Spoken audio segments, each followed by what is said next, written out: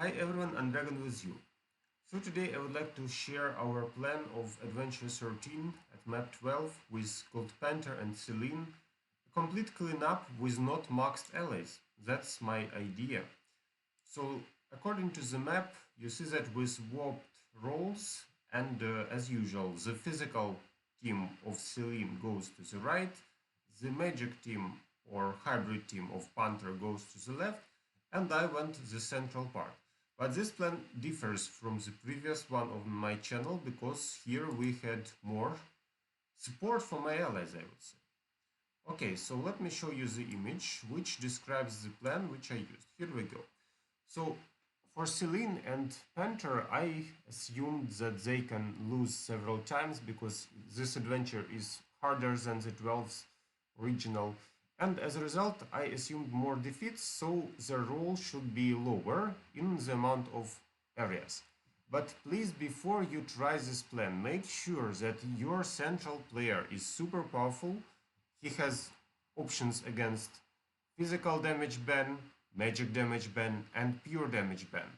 So he should be able to fight at all three 100% debuffs, and that's not easy, I would say. So not every time I manage to do it myself. So let me show you exactly some fights which were at this fight and the teams which my allies used.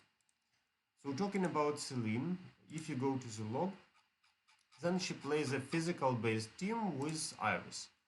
So you see that her power is not super high, her opponent is much harder, but still she managed to win some memorable fights against a huge opponent. So her team seems logical, and also what I wanted to highlight is that Iris actually helps a lot in dragging the soul. So let's check what happened here. You see this vulnerable soul, and after that the cleanup of Corvus. So yes, looks like Kira is almost dead, she resurrects, but then Corvus is also no here. That's the first LA, which is far from max. My second LA was Panter. So Panter plays a team with mages, with Isaac. So I call it a hybrid team. Can't say it's pure magic team. And she relies on Aurora. So Aurora is her best character here. And I think that her teams can swap characters if necessary. So at this particular fights, she showed that her variations of teams, you see that she is able to play ODH plus Celeste with Aurora. That's a solid team, actually. But sometimes if she needs, she can also play Isaac. She can get some physical damage into the fight. And also she has Sebastian for crit hits. So Panter has several options to swap with her teams. And I played my own team. So you see that my power is much higher, obviously. And I also have options like Isaac and Orion. So let me show you some fights. This is a short video, not overview of everything. That's the adventure log. And let's talk about some locations which I think are kind of entertaining. So first of all, we need to understand how to fight at location 12 or 8, where you have a debuff of pure damage, right? So let's check the location 8, for example, and what happened there, and what I had to do to clean this up. So at location 8, I used my casual team, nothing special, against the Kark pack. At location 12, I had to do something, but actually that was still okay. So you see, we have Amira, Healers, and Celeste around. That's why I can play Isaac, and that's why I can fight there. With minus 100%, I would have serious trouble if played my casual stack. So you see, minus 100% of pure damage.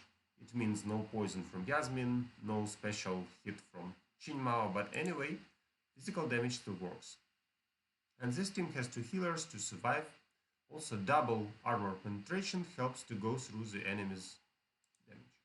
Also, I would like to highlight that Celeste can help Esteros a lot, because when he is eaten by Chaba, then you need to heal him pretty fast, and as a result you see that it wasn't a big deal against 100% pure damage ban. What against physical damage ban? So I had to play location 18, right? Location 18 was a problem for physical based heroes. Let me show you what I decided to do there. So at location 18 my team was played with Orion. You see that Orion isn't as good as other characters. I didn't work on his skins much, but just worked on his glyphs somehow and artifacts to make him playable. Can't say that he is super powerful, but you see that his damage output was pretty high. So that's the fight. A really annoying team. I would prefer to play Yasmin team still. So even with 90% it is possible, but at 100% you can't play Yasmin at all. Because she deals 0 physical damage. It means she deals 0 pure damage, which refers to physical output. And as a result, you deal 0 damage at all with Yasmin. So at this brutal fight, I had to rely on Orion and I had to rely on Celeste. You see that together they managed to remove the frontline tank. Anyway, I need a lot of healing, because Dante deals a painful damage, especially if I'm unlucky and he's buffed with Jet and Nebula. But anyway, this team managed to survive. Also, I have some dodge, and as a result, with magic penetration tripled with Celeste's buffs, we did it. So Orion is an option at location 18 for me. What did I do at location 20? So at location 20 we had Magic Band. So the only thing I had to change is actually to remove Celeste in Assault mode. That's it. So she could reroll, right? She could do some stuff. But anyway, I had to stop her from trying to deal damage because she couldn't do that. Instead, I could play Isaac, only physical damage. You see, also we have healers plus Lars here, so Isaac will be nicely charged. And Chin Mao helped a lot with physical damage. So that's a physical team which fights here. Let's see the fight itself and let's see what happens there.